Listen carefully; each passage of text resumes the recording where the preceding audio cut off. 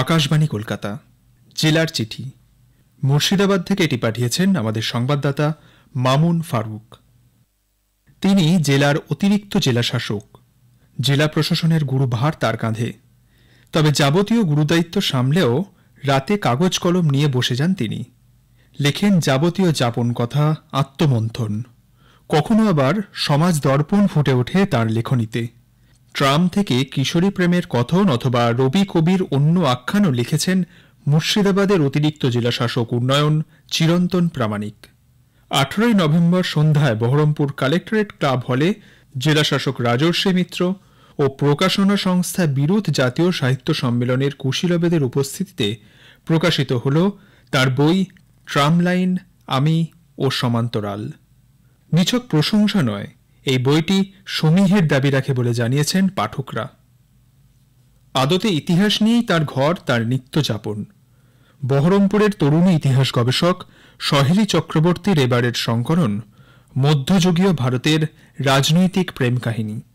বইটিতে ঔরঙ্গজেব হীরাবাই জৈনাবাদী, গুজরিবাই ফিরোজ শাহ তুগলক, আদিল শাহ রম্ভা, ইন্দ্রজিৎ সিং রাই পারভিন, রাজা রঞ্জিত সিং, বিবি মোরান, শাহজাদি ফিরোজা ও বলদেব, মান সিং তোমর ও মৃগনয়না, রাজিয়া সুলতান ও আলতুনিয়ার মতো ঐতিহাসিক যুগলদের প্রেম, বিরহ, বিচ্ছেদ, মিলন চিত্রিত হয়েছে এই বইটিতে। সহেলীর আগের দুটি বই দাস্তানে ইশক ও মুঘল নারীর কিস্সা কাহিনীও প্রশংসিত হয়েছে। এবারের বইটি এ মাসে হাওড়ার সুজন পাবলিকেশন থেকে প্রকাশিত হয়েছে। 30 বছর পর নবাব বাহাদুরের অধ্যক্ষ মাসুদ আলমকে পেলেন সঞ্জয় ঘোষ। সমস্ত ব্যবস্থাপনার ফাঁকে ব্যবসায়ী সারাফরাজ খান একবার বাড়িতে ছেলেকে ভিডিও কলে দেখালেন তাঁদের বন্ধুত্বের উষ্ণতা।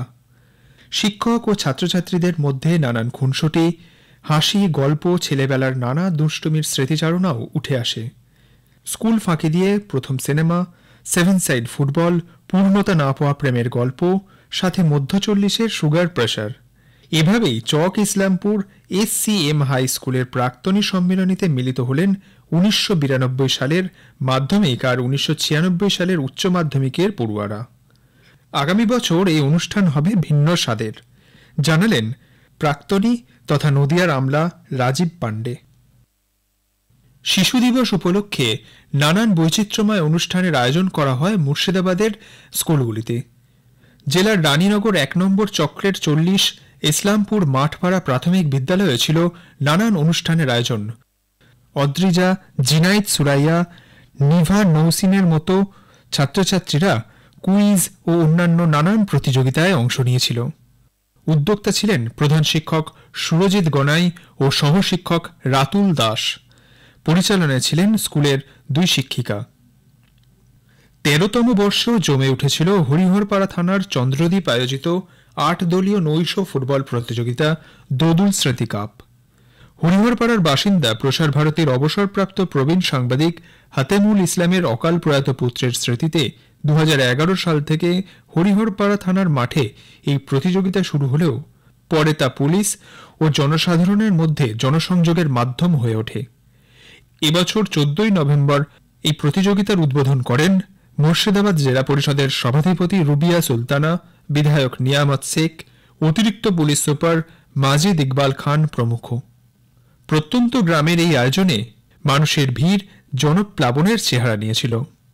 একসময় গ্রামীণ জীবনের বিনোদন ও শরীরচর্চার প্রধান মাধ্যমই ছিল ফুটবল, তা আবারও প্রমাণ করল দোদুল স্মৃতি কাপ। জেলার চিঠি শেষ হল। মুর্শিদাবাদ থেকে এটি পাঠিয়েছেন আমাদের সংবাদদাতা মামুন ফারুক।